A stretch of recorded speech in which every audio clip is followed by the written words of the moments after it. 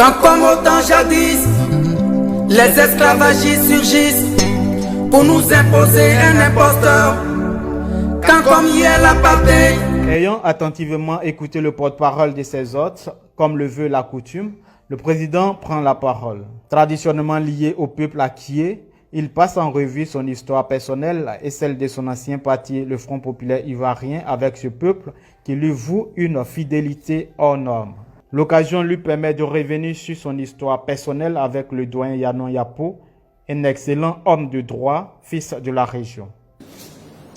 On nous a arrêtés le 18 février 1992. Moi, je ne le connaissais même pas.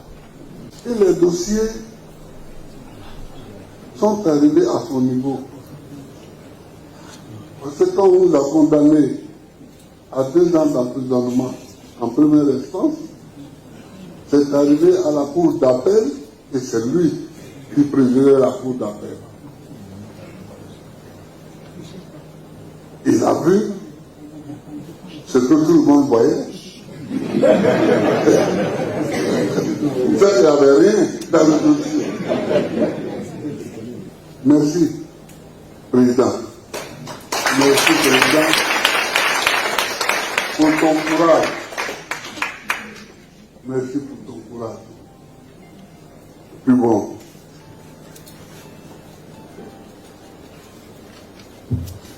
Après, naturellement, je l'ai nommé au Conseil constitutionnel parce que le Conseil constitutionnel,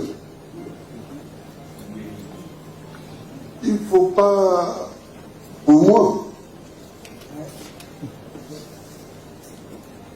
une fois que tu as appris le droit, même nous qui n'avons pas appris le droit, mais que nous frottons toujours au droit, parce que nous faisons la politique, on a fait assez pour être membre du Conseil constitutionnel. Mais il faut avoir des gens courageux au Conseil constitutionnel. Ce n'est pas forcément des juristes talentueux qu'il faut chercher, mais il faut chercher des hommes courageux. Des hommes qui disent que c'est rouge quand c'est rouge. Qui disent que c'est blanc quand c'est blanc. C'est ça qu'il faut. Parce qu'on a maintenant, dans les différents conseils constitutionnels en Afrique, des gens qui, pendant qu'ils mettent leur robe, téléphone pour savoir, je dois dire quoi.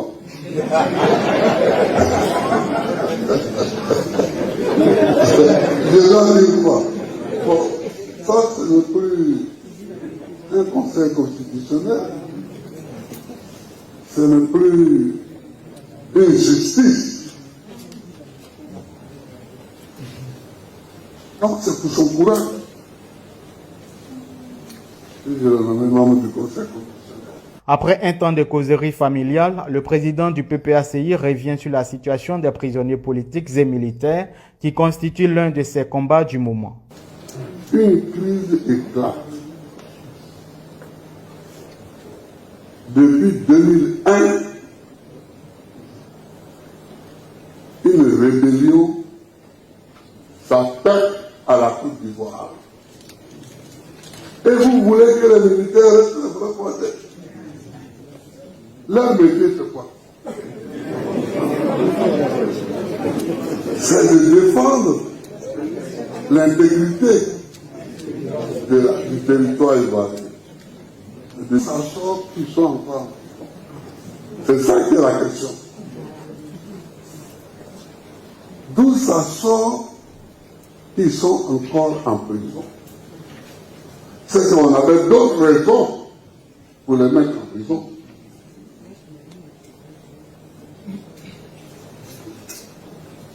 Parce que si la raison,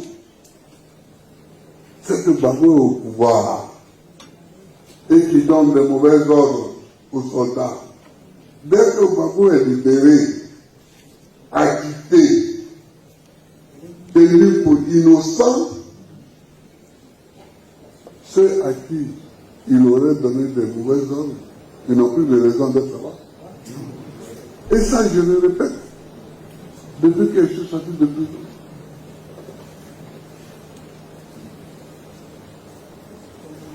Si c'est pour cette crise-là qu'ils ont été arrêtés, dès l'instant où moi, je suis libéré, et ils n'ont plus de raison d'être en prison. Mais c'est une logique qui est élémentaire.